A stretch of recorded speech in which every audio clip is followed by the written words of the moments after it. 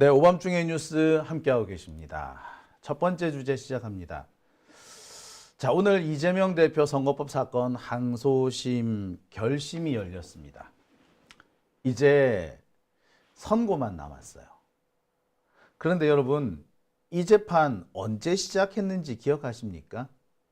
네, 지난달 24일, 1월 24일에 시작을 했습니다. 그러니까 재판이 한 달 만에 끝난 거예요. 오늘이 26일이죠? 딱 한 달하고 이틀 만이네요. 무슨 재판을 이렇게 후다닥 빨리 끝내버리지? 나경원 사건 같은 경우 지금 6년째 1심이 안 끝나 있는 상태입니다. 그 어려운 사건도 아니에요. 증거 다 있는 사건입니다. 근데 지금까지 질질 끌고 있죠. 왜 그럴까요? 그러면서 이재명 대표 재판은 꼭 끝내라고? 기가 찰 노릇이죠. 이재명 대표 재판 빨리 끝내라, 빨리 끝내라. 그 얘기를 가장 먼저 그리고 가장 줄기차게 하고 있는 것이 조선일보죠. 조선일보는 이미 사문화된 선거법 법 조문을 갖고 와가지고 석 달 안에 끝내라고 재판부를 다그쳤습니다. 아니 1심이 1년 이상 끌었잖아요. 왜 끌 수밖에 없었다? 검찰이 신청한 증인이 48명이나 됐어요. 그러니 그 증인들을 어떻게 다 6달 안에 불러 올립니까? 거의 일주일에 2번씩 재판을 해도 그렇게 빨리 못 끝내요. 48명이죠? 일주일에 1명씩만 해도 1년 내내 걸립니다. 근데 그 중에 유동규는 지 혼자서 한 3, 4일 잡아먹어버렸다고. 그러니 이 재판이 쉽게 빨리 끝나지가 않습니다. 게다가 이 선거법 사건도 이 재판 관련 서류가 4만 장, 5만 장 했어요. 지금 계속 늘어나고 있고요. 1심 이렇게 길게 끌 수밖에 없었는데 항소심을 석 달 안에 끝내라? 말이 안 되는 거 아닙니까? 근데 그 말이 안 되는 주장을 조선일보가 했고 조선일보가 하니까 국힘당이 받아먹고 그래가지고 결국 법원까지도 거기에 맞춰 놀아나고 있습니다. 조선일보 입맛에 맞춰서 선고 날짜까지 정해져 버렸습니다. 선고가 언제? 3월 26일. 오늘이 2월 26일이니까 딱 한 달 뒤네요. 재밌는 거는 2월 달은 28일밖에 없죠. 따라서 2월 26일부터 3월 26일까지는 30일이 아니라 28일이야. 아, 진짜. 자, 제가 더 웃기는 거 얘기해줘요. 자, 이 사건 첫 재판이 언제 열렸다고요? 1월 24일. 자, 그 1월 24일부터 2월 26일까지는 한 달하고 이틀입니다. 이틀. 그 이틀이 어디로 가니? 한 달하고 이틀이 남은 거지. 그 이틀이 여기 온 거지. 결국에 딱 2달 만에 재판이 끝나버리는 겁니다. 공판 준비 기일까지 하면 딱 3달이에요. 와, 이거 어떻게 이렇게 할 수 있죠? 그러니까 재판이 제대로 진행이 됐겠습니까? 아니에요. 제대로 진행 자체가 안 됐습니다. 생략한 거 많고요. 억지 쓴 거 많고 제대로 확인 안 되고 넘어간 거 되게 많아요. 뿐만 아니라 재판을 진행하는 그것도 무리할 수밖에 없었습니다. 재판이 자꾸 무한정 길어지는 거죠. 오늘도 사실 하루 만에 끝낼 수 있는 양이 아닌데 무한정 길게 끝내가지고 어거지로 오늘 끝낸 거예요. 왜? 날짜 맞추려고. 그 날짜 어떻게 맞추는 건데? 조선일보가 정해놓은 날짜니까 그게 맞춘 거 아니에요? 아니 도대체 재판부는 배알도 없나? 줏대도 없나? 어떻게 재판을 이렇게 끝낼 수가 있죠? 저는 오늘 이 재판을 보면서 정말 한심하다라고 생각이 들었습니다. 이 재판을 딱 처리 기한에 맞춰서 끝내기 위해서 실제 재판을 한 달도 안 끝나서 후다닥 끝내버렸습니다. 아니 이런 식으로 할 거면 윤석열 선거법 재판도 그러면 제때 하지. 왜 그거는 질질 끌었어? 안 그렇습니까? 심지어 아예 윤석열 거는 시작도 안 하지 않았습니까? 윤석열 손바닥에 왕자 쓴 거, 그 거짓말이라는 거 드러났잖아요. 그 왕자 누가 쓰라고 한 건지 드러나왔지 않습니까? 예? 아파트 주민들 중에 누가 쓰라고요? 써줬다고? 어디서 개소리야? 그뿐입니까? 우리 장모는 10원 한 장 피해 준 적 없다고? 몇 억씩 피해를 줬다는 게 드러나서 감옥 갔잖아요. 안 그렇습니까? 우리 마누라가 구약을 다 외운다고요? 외워보라 그래. 어? 술집 같은 거 그런 거 안 간다고? 자고 일어나 보면은 책 읽고 있고, 자고 일어나면 공부하고 있다고요? 자고 일어나면은 문자 보내고 있었겠지. 외간 남자들이랑. 새벽에 그렇게 문자질 한대잖아요. 다 거짓말 아닙니까? 그거 왜 안 했는데? 그런데 왜 이재명은 이렇게 날짜까지 딱 정해서 그 안에 끝내려고 합니까? 그래서 실질적으로 재판은 한 달 만에 후다닥 끝나버렸습니다. 정말 저는 보면서 어처구니가 없었어요. 솔직히 이 사건은 이렇게 빨리 끝낼 수 있는 사건은 아닙니다. 선고도 후다닥 해버리죠. 아까 말씀드렸습니다만 3월 26일 날 선고입니다. 자, 1월 24일에 시작을 했는데 2월 26일에 재판을 끝내고 3월 26일에 선고를 한다. 딱 2달이죠. 그런데 공판 준비기일까지 하면 딱 3달이에요. 일부러 이렇게 맞춘 거죠.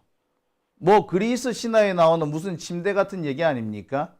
침대보다 짧으면 늘어뜨리고 침대보다 길면은 잘라버리고 그렇게 해서 사람을 죽이는 거 무슨 침대? 무슨 침대죠? 예, 그 얘기 같지 않으세요? 보통 선고 날짜는 결심을 하고 난 다음에 40일 정도 뒤에 옵니다. 그런데 지금 이 사건 같은 경우는 뭐? 네. 28일 만에 선고를 하겠답니다. 이거는 뭐 결론을 정해놓고 재판을 요식행위로 하지 않는 이상 이렇게 끝낼 수가 없는 거죠. 정말 참 얼척이 없지 않습니까? 예. 아니 이런 식으로 재판을 해도 되나요? 자, 제가 실예를 하나 들어드릴게요. 자, 이 자료를 한번 보시겠습니다. 이화영 부지사 사건이에요. 항소심 2024년 10월 31일에 끝났습니다. 결심을 했어요. 선고는 언제 했다? 24년 12월 19일 날 했습니다. 이 둘 사이의 길이는 그 간격은 50일이에요. 이화영 부지사 사건이 조금 길게 걸리긴 했습니다만 하여튼 50일은 걸렸어. 원래는 이게 11월 달에 난다 그랬죠. 근데 결국에 12월 달에 갔잖아. 뿐만 아닙니다. 이재명 대표 이 선거법 사건 1심은 어떻게 됐습니까? 1심 끝나기는 9월 말에 끝났잖아요. 9월 25일 날 끝났잖아요. 선고 언제 해야 됩니까? 예, 그거 11월 달에까지 와서 선고를 했어요. 안 그렇습니까? 그런데 이번에는 28일 만에 선고를 내리겠다고? 야, 참. 그러니 정해놓은 날짜대로 이 재판을 끌고 간다라는 말 안 나오겠어요? 자, 이래요. 이렇게 진행이 됐습니다. 1차 공판 1월 26일, 2차 2월 5일, 12일, 19일, 26일. 그래서 오늘 끝내버린 거예요. 공소장 변경이 이 가운데 벌어집니다. 공소장 변경했으면은 그 피고인 측도 받아보고 검토할 시간, 그래서 주장을 변경할 시간까지 줘야 되는 거 아닙니까? 공소장 변경하고 그냥 끝! 이거 뭐야, 이거? 이거는 공소장 변경을 검찰이 잘못했다. 그래서 검찰이 제대로 하라라고 지적한 것이 아니라 검찰이 이상하게 하는 것 같으니까 대충 명분을 맞춰가지고 우리가 교정시켰다. 예. 구색 맞추기, 끼워 맞추기 식으로 공소장 변경을 시킨 거죠. 자기들이 결론을 이미 내려놓고 판결 내려고 보니까 공소장이 이상하네. 야야야 빨리 고쳐 빨리 고쳐. 고쳤니? 후다닥 갖고 와. 이렇게 한 거죠. 그러지 않고서는 이런 식으로 못하는 겁니다. 왜 우리 뭐 그런 경우 있죠. 주변에서 무슨 학교도 마찬가지고 무슨 회사도 마찬가지고 무슨 그 공공기관에서 무슨 일 처리를 할 때 예를 들어서 이런 겁니다. 공공기관이든 뭐 회사가 됐든 누구를 선발하기로 딱 낙점이 되어 있는 그런 상태. 그래서 나머지 채용 절차 이거 전부 다 채용 공고고 뭐고 전부 다 그냥 보여주기 위한 식으로 준비한 것일 때 그럴 때 어떻게 합니까? 자, 채용을 시키기로 한 사람이 약간 서류가 부족해. 그러면 어떻게 합니까? 원래대로 하자면 그 사람을 채용을 하면 안 되지. 탈락시켜야지. 근데 어떻게 해? 전화 띠리릭 해가지고 야, 니 서류가 좀 부족해. 서류 얼른 바꿔가지고 와. 전화를 해주죠. 그리고 그 사람 서류가 오자마자 딱 부색 맞추기 되니까 후다닥 끝내버리고 정해진 사람 발표해버리고 그러잖아요. 지금 검찰이나 법원이나 하고 있는 짓도 딱 그런 상황이 아닌가 저는 의심을 할 수밖에 없습니다. 아니 그런 상황이지 않습니까? 참 그래요. 웃기는 얘기를 하나 하죠. 언젠가 모 변호사 단체에서 제가 아는 기자 후배한테 기자상을 주기로 했어. 평소 이 친구가 그 변호사 단체하고 상당히 친분이 있었어요. 뿐만 아니라 그 변호사 단체한테 은근히 뭐 이런저런 도움도 주기도 하고.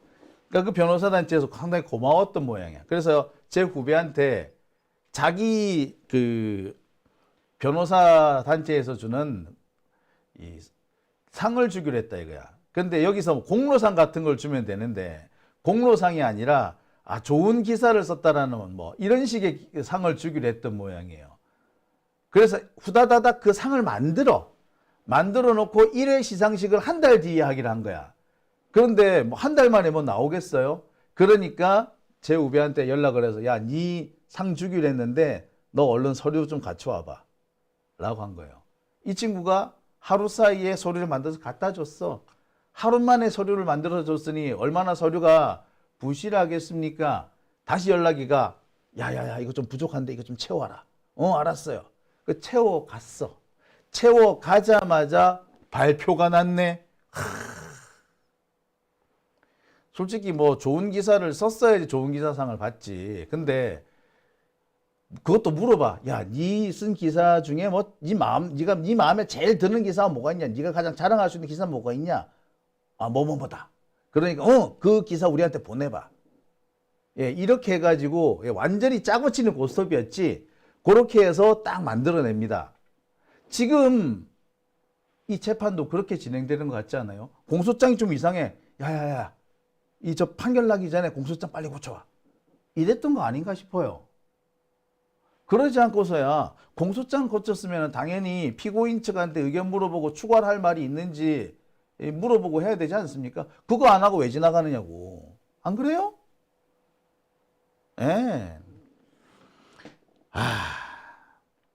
참 어처구니가 없어요. 게다가 이번 사건의 내용만 해도 그렇습니다. 이 재판의 내용이 뭡니까?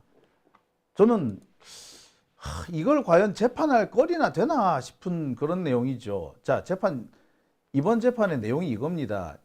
이재명 대표가 성남시장을 할 때는 김문기에 대해서 잘 몰랐다. 내가 도지사를 하고 난 다음에 그때서야 내가 김문기를 좀 접촉할 수 있는 자리가 생겼다. 그 얘기를 한 거예요. 이게 검찰은 허위사실 유포라고 주장을 하죠. 그 다음에 백현동 재개발 이 허가 문제, 용도 변경 문제, 이 과정에서 국토부 등 중앙정부로부터 압박, 협박을 느꼈다. 이거 둘 다 내 개인의 판단이자 내 머릿속의 인지죠. 근데 이거를 어떻게 재판을 하는지 모르겠습니다. 내가 누구를 아는지 모르는지 그건 내 머릿속만 아는 거 아니야. 압박을 느꼈는지 협박을 느꼈는지 그거 결국 내 주관이잖아요. 내 개인의 인식과 내 개인의 주관을 법이 판단을 한다? 웃기는 말이잖아요. 근데 지금 검찰은 이거를 가지고 뭐라고 어거지를 씁니까? 내가 성남시장 할 때 김문기를 잘 몰랐다라는 말은 김문기와의 교유 행위를 부인한 말이다 라고 주장을 하죠. 아니 진짜 어처구니가 없어서 진짜. 아니 그러면 이번에 말입니다. 이상민이가 언론사 단전 단수 이 문건 그걸 봤냐 안 봤냐 기억나지 않는다. 그렇다면 뭐야? 기억나지 않는 거야. 잘 모르겠다. 기억나지 않는다인데 그거는 했는데 기억나지 않을 수도 있고요. 또 마찬가지죠. 국무위원들 뭐라 그럽니까? 포고문, 포고령 다 봐놓고 기억이 안 난다. 본 거 같은데 기억이 안 난다 그러잖아요. 무슨 개뿔 거짓말 같은 소리 하고 있어. 그게 왜 기억이 안 나요? 생생하게 기억나는 게 정상이지. 예? 근데 얘네들이 내란에 가담했다라는 비난을 사기 싫으니까 내가 받은 것 같은데 기억이 잘 안 나요. 이렇게 하잖아요. 그랬으면 받았다는 행위를 부인한 거야, 그게? 받은 행위를 부인한 거야? 뭘 기억이 안 난다는 부인이 아니에요. 무슨 행위가 있었는지 없었는지 내가 기억을 못하겠다. 내 인식에 대한 얘기예요. 그런 식이면 다 지금 감옥 가야 되게? 더 웃기는 건 뭡니까? 내가 성남시장일 때는 김문기를 잘 몰랐다. 이 말이 김문기와 골프 안 쳤다는 말이다. 이렇게 어거지를 쓴다는 거죠. 이게 어떻게 골프 안 쳤다는 말로 이어집니까? 아니 교유 행위까지는 그래 억지 쓰면은 그렇게 그럴싸하게 들린다 쳐요. 근데 골프 안 쳤다? 이게 어떻게 그걸로 이어지죠? 정말 택도 아니지 않습니까? 그런데 검찰은 이거라고 하면서 지금도 어거지를 쓰고 있어요. 근데 이게 솔직히 정말 재판을 할 내용인지도 모르겠습니다. 백현동 부분도 그래요. 어거지스럽기는 마찬가지죠. 오늘 검사라가 뭐라고 주장을 하는지 아십니까? 국토부의 어떤 공무원이 어떤 성남시 공무원에게 협박을 했는지 밝혀야 된다. 그걸 못 밝히면은 허위다. 이렇게 주장을 합니다. 중앙정부의 압박을 느낀 건 이재명이 느꼈다는 얘기야. 내가 느꼈다고. 그런데 국토부 어느 공무원이 성남시 어느 공무원한테 협박을 했는지 구체적으로 밝혀라. 이거하고 같습니까? 이게 어떻게 그렇게 연결이 돼요? 참. 네, 여러분 이게 지금 선거법 재판입니다. 그러면은 이 부분에 대해서 제대로 좀 따져봐야 될 거 아닙니까? 그런데 이걸 후다닥 끝내버린다고? 이렇게 후다닥 끝낼 거면은 공소기각만이 답인 경우에요. 이걸 가지고 무슨 재판을 해? 야, 공소기각. 이럴 거면 후다닥 빨리 끝내는 게 맞아요. 그거 외에 나머지 솔직히 있을 수가 없는 얘기입니다. 유죄인 것 같으면 더 철저하게 했어야지. 더군다나 지금 제1야당이고 차기 대통령의 제일 유력한 사람이야. 그런데 판결을 이런 식으로 하겠다고? 판사가 미친 새끼지. 공소기각이 아니라 다른 결론이 나왔으면 판결 자체가 잘못된 거예요. 해서는 안 될 판결이었던 겁니다. 즉 지금 재판은 매우 형식적이에요. 정해져 있는 결론에 그냥 끼워 맞추게 하겠다는 거고 요약하면 이재명을 죽이겠다는 겁니다. 이게 지금의 재판의 흐름입니다. 이쯤 되면 다들 생각나시죠? 도대체 판사가 누구야?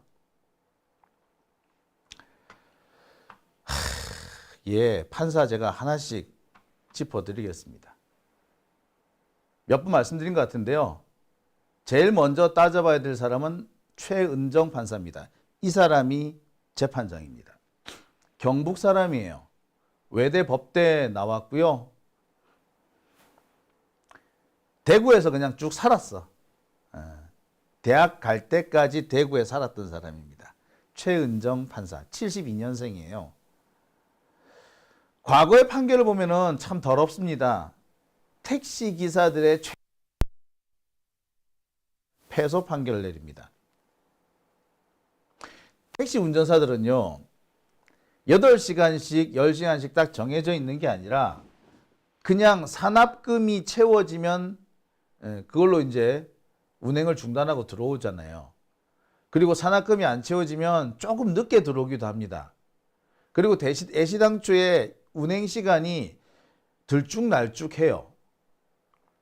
그런데 뭐 산납금 제도가 됐든 뭐가 됐든 택시기사한테 적어도 최저임금은 줘야 한다는 게 사회적 합의 아닙니까? 지금까지 택시기사 대부분들이 최저임금을 받지를 못했더라고요. 그래서 이 택시기사들이 우리도 노동자니까 최저임금을 달라라고 재판을 거는 사건이 있는데 상당수 재판에서 택시기사들이 승소합니다. 근데 몇 안 되는 사건에서 노동자가 패소하기도 해요. 패소 판결 내린 사람이 누구다? 최은정 판사입니다. 야, 정말 아주 대구에서 떼부자로 살았나 봐. 예. 가장 결정적인 것은 손준성 고발사주 사건이죠. 얼마 전에 무죄를 때려줍니다. 최강욱 인턴 증명서는 또 유죄 내려줍니다. 뭡니까? 그냥 딱 보기에도 꼴통이죠. 뭐 이런 개떡 같은 판결이 다 있어. 예. 재판장이에요. 이 사람 재판하는 와중에서 계속 생글생글 웃습니다. 저는 이 생글생글 웃는 모습이 더 겁나요. 솔직히 소름이 쫙쫙 끼칩니다. 헛웃음도 막 웃어요. 허허허. 이렇게. 아이고 뭐 하셨네요. 허허허.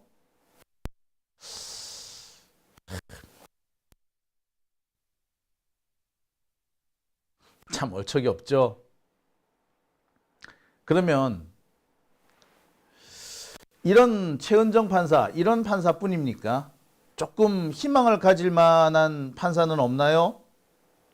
예. 정재호 부장판사가 있기는 있습니다. 자, 이 마이크가 끊깁니까? 뚝뚝 끊기나요? 이게 이 마이크가 문제인가? 예, 마이크가 좀 문제인가요?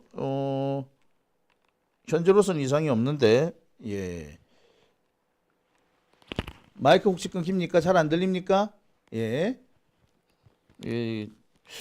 이 마이크가 요즘 갑자기 이렇게 문제가 생기네요. 예. 마이크 갈아야 되나 봐. 아, 진짜. 네. 자, 그나마 정재호 부장판사는 좀 낫습니다. 69년생이고요. 광주 출생입니다. 사례지오 고등학교와 서울대 법대를 나왔습니다. 연수원 25기인 거 보니까 최은정 판사가 72년생에 연수원 30기인데 정재호 부장판사는 사법연수원 25기인 걸로 봤을 때 조금 빨리 합격한 사람입니다. 지난번에 검사를 야단친 그 판사이기도 합니다. 제가 그 말씀드렸죠. 지난번 재판 끝나고 난 다음에 판사가 검사를 야단을 치더라 라고 했었죠. 예, 그 검사를 야단친 바로 그 판사입니다. 좌배석이에요.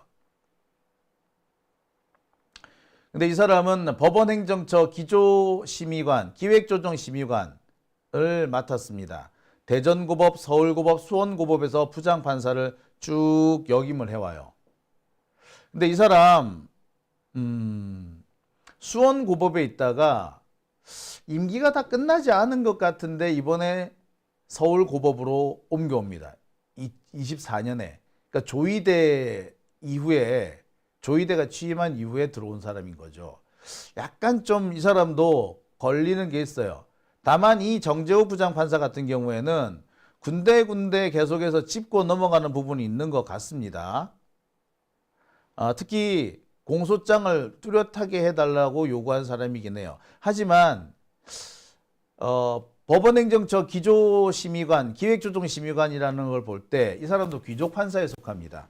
그리고 수원고법 판사로 있다가 임기가 다 안 끝났은 것 같은데 임기가 좀 남아있는 것 같은데 갑자기 조이대와 함께 서울고법으로 왔다는 점에서 의심을 내려놓기는 좀 어렵습니다. 자, 우배석 판사는 이예슬 판사입니다. 전남 순천이 고향이고요. 77년생입니다. 제일 나이가 어리죠. 서울 출신이에요. 서울 신목고등학교를 나왔습니다. 그러니까 목동 쪽 이쪽 친구 모양이에요. 2002년부터 판사. 전남 순천이 아버지 고향인 거죠. 고등학교를 서울에서 다닌 걸로 봤을 때 아버지 고향이 전남 순천이고, 서울 신목고가 제가 알기로 이게 목동 쪽에 있는 걸로 알고 있는데, 목동 쪽이면 사실 요새 뭐 거기도 만만찮죠. 네. 서울 남부지법과 광주지법, 광주고등법원에서 부장판사를 했고요. 서울 고등법원 부장판사로 온 것이 작년 1월이에요. 역시 조희대가 취임하고 난 뒤에 온 사람입니다. 좀 찜찜하죠. 그래서 이 이해슬 판사 같은 경우는 제가 과거 내린 판결들을 쭉 한번 살펴봤습니다. 자, 일단 판결 낸 거는 뭐 괜찮아요. 아까 최은정 판사처럼 골 때리는 느낌은 아닙니다. 감정 노동자가 우울증에 걸렸는데 회사의 책임이 있느냐? 있다라고 인정한 판결이 있습니다. 압구정동에 있는 아파트 경비원이 최저임금을 다 받지 못했다. 휴게 시간을 제대로 인정받지 못했기 때문에 그 휴게 시간도 최저임금에 포함시켜달라 라고 하면서 소송을 낸 게 있는데, 이 사건도 인정해 줍니다. 이 사건이 좀 의미가 있는 것이, 압구정 이 아파트에 법조인들이 많이 살았고 실제로 이 사건을 대리한 사람이 그 아파트 사는 법조인이었어요. 그랬는데 이 사건에서 경비원들의 승소 판결을 내렸습니다. 의미가 있죠. 그 다음에 삼성전자의 수리기사, AS 기사들이 삼성전자의 정직원이다라고 판결 내린 것도 있습니다. 프리랜서 아나운서, 이게 아마 전주 쪽인 것 같은데, 이 아나운서가 해고를 당했는데 이 해고가 부당하다, KBS가 패소했다라고 인정한 사람도 이 판사입니다. 여기까지 보면은 어이씨, 그나마 제일 인간 같은 판사인데? 라는 생각이 들죠.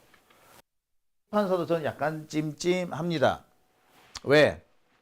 최강욱 인턴 증명서 이거 벌금형 때린 판사가 이 판사예요. 어디 뭐 하나 참 믿을 만한 구석이 없다, 그죠? 오늘 재판에서 그렇습니다. 이해슬 판사는 어떻게 좀 자신의 그 심증 형성이 얼굴로 잘 드러나나 봐요. 검사의 이 주장 같은 걸 할 때 괜히 끄덕끄덕 하기도 하고 그럽니다. 정재호 부장판사는 별로 티를 안 내요. 하지만 이 사람은 하품을 합니다. 이재명 대표 쪽 변호인이 한참 이렇게 지금 주장을 하고 있는데, 최후 진술을 하고 있는데 하품을 하더라고요. 예.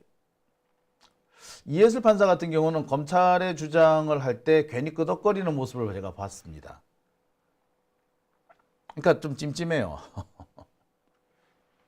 게다가 제가 이 판사들을 믿을 수 없다고 말씀드리는 이유가 하나 있습니다.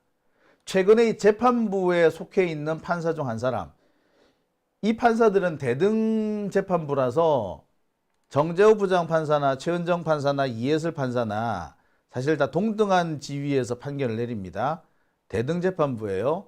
그러니까 이 판사 한 명 한 명의 의견이 상당히 중요합니다. 그런데 이 판사 중에 한 사람이 최근에 지인들을 만나서 자신이 어떤 심증을 갖고 있다, 심증에 대해서 이렇게 내비치기도 합니다. 조금 이해가 안 되긴 하는데, 1심에서 유죄를 내린 부분에 대해서는 조금 회의적인 견해를 드러냈고요. 1심에서 무죄를 선고한 부분에 대해서 오히려 유죄가 아니냐라는 심증을 드러냈다고 합니다.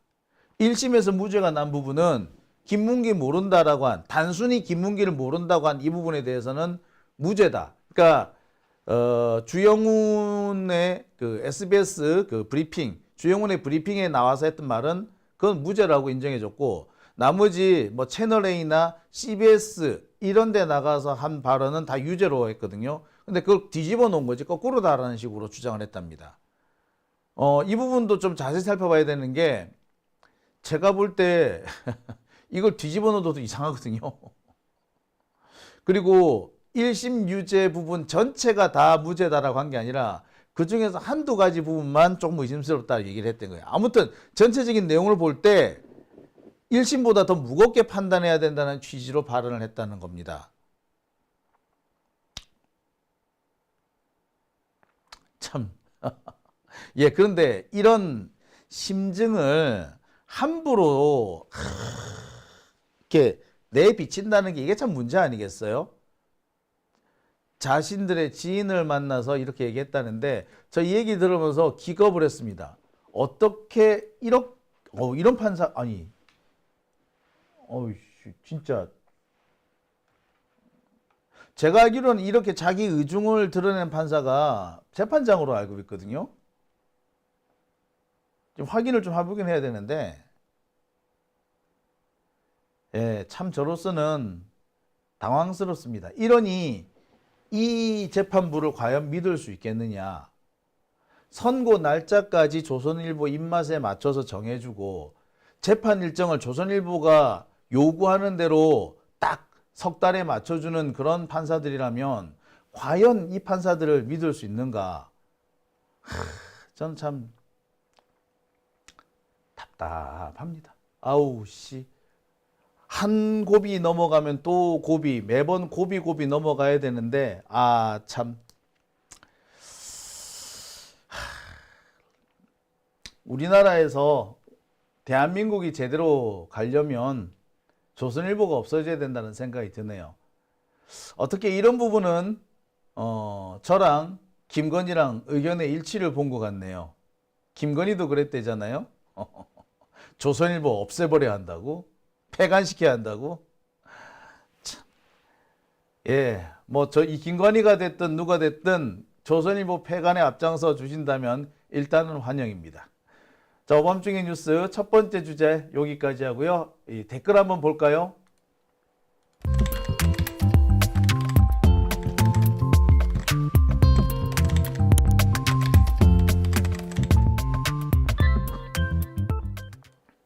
네.